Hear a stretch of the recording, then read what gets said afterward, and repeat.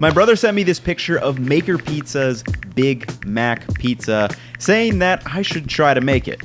I said, that looks incredible, so I made it. Except, I used techniques used in past videos to make it sheet pan style and in under 2 hours, no special tools needed. It's perfect for a weeknight, and I mean, just listen to this crunchy and chewy crust. So sit back, relax, and let's make this Big Mac Pizza. I'll meet you all in the kitchen to taste test at the end to discuss why this pizza just makes sense from a cooking standpoint. To start, we'll make a 70% hydration dough. Weigh out 175 grams of warm water and add 3 grams of instant yeast along with a spoonful of flour. Stir this mixture until it is dissolved and then let it stand for 5 minutes until a light foam surfaces and bubbles are visible on top. Proofing, though not necessary for instant yeast, is done to test if your yeast is actually alive. If there's no foam surface or little bubbles, the yeast is likely dead and should be discarded for new yeast. Meanwhile, you can add 250 grams of flour to a large bowl along with 5 grams of salt. Then once the yeast is proofed, pour in the mixture and mix the dough with your hands until no dry flour remains in the bowl and a cohesive mass forms. It should only take about 2 to 3 minutes. The dough will be fairly sticky, so we're going to cover this with plastic wrap and let it rest for 15 minutes so it will be easier to knead. After 15 minutes, wet your fingers with a bit of water, then stretch the dough up one side and just kind of fold it over onto itself. Then knead the dough in the bowl with your fingertips with whatever method you want to for about 8 minutes. And I'm doing this in the bowl just because this is a stickier dough and it kind of gets messy on my countertop, so the bowl works fine, it contains everything, and we'll get that gluten development that we need. Speaking of, you want to test for gluten development by cutting off a piece of the dough and stretching it thin to see if it can get slightly translucent before tearing. This gluten window test is the key to understanding if the flour has been hydrated enough. If the dough tears before getting to a slightly translucent window, keep kneading in the bowl for about another couple of minutes until you reach this stage. Once your gluten is developed, cover the bowl and let rise until doubled in size, which should take about 60 minutes. Now, you could just let this in your fridge for, 24 to 72 hours if you wanted to make it ahead of time, and then just pick up from this next step. So I'll be using mini sheet pans for a personal size pizza, but one 13 by 9 pan would work too. So divide the risen dough into 2 roughly 210 gram pieces and drizzle a bit of olive oil into your mini sheet pan until the bottom is lightly covered. Then just turn one ball of dough out into the pan and kind of grease up both sides and lightly flatten that dough, pushing it to the edges of the pan.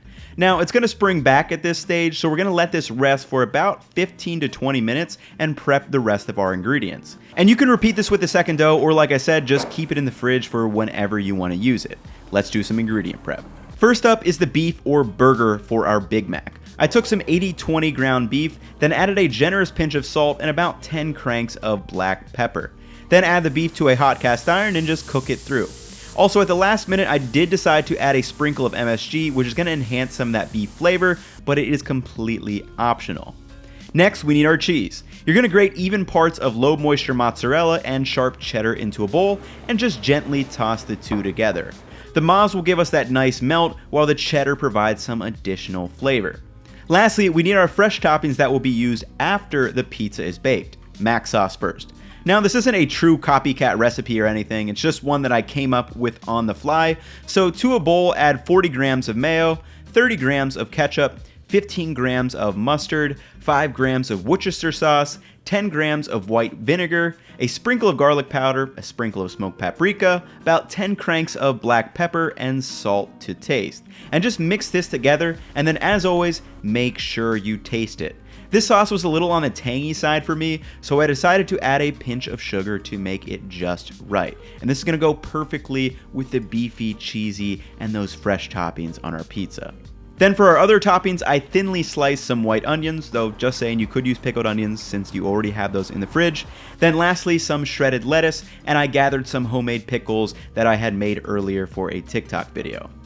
After 15 to 20 minutes, the dough should be very extensible and easily pull to the edges of the pan. And kind of bunch it up because we want to get a thick crust. Now let's assemble from a top-down view.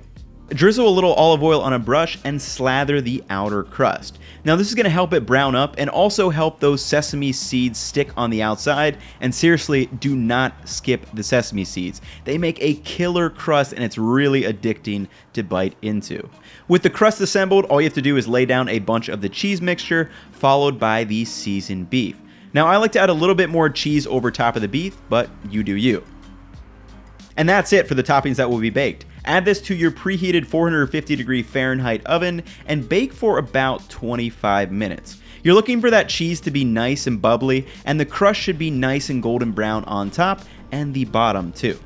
With the pizza out of the oven, we just need our fresh toppings. Let's cut to that top-down view.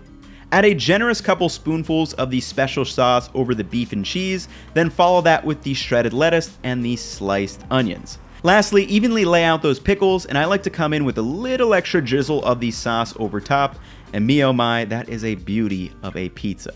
Let's listen to the crunch and chew of the crust and do our taste test.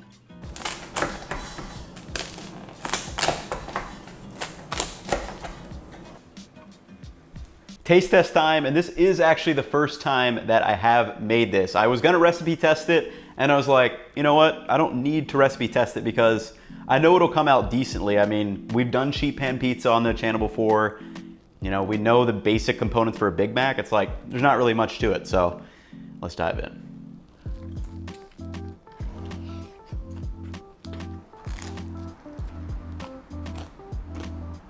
That is delicious.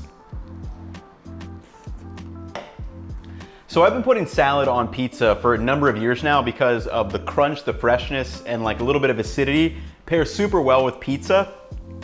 And you know, that's what like a Big Mac pizza is kind of a variation of. We have the onion, we've got the lettuce, and the pickles provide some nice crunch and freshness to balance out all the cheese and the meat and the bread and the crust. It makes a lot of sense when you actually look at this dish from a cooking perspective of why it tastes good. The textures, the difference, and the contrast in the flavors. And sheet pan pizza, I think, is probably the best way to make pizza at home. You don't need any special equipment. You don't need a super hot oven. You don't need a baking steel. It's just every oven can do it. You just need a baking sheet and you're good to go. And you get this nice crispy crust. I mean, let's listen to that one more time. It's crispy, it's chewy. I mean, it's basically focaccia, except we just turned it into pizza. That's basically what sheet pan pizza is. And with these pairing of flavors with the beef and the cheeses, it's a home run. And a big thank you to all of you on the channel. We just hit 200,000 subscribers on the channel, which is kind of nuts in just how fast it's grown over the past like 2 months. I think we went from 20K to 200K in literally 2 months, which is just insane. And it makes me just want to keep on going. I don't know how to quite put it in words. I just gotta say thank you again. So as I said, recipe will be up on the website. You can go check it out or do any kind of variation you want on it. Hopefully you guys enjoyed the video. I'll catch you all in the next one. Peace.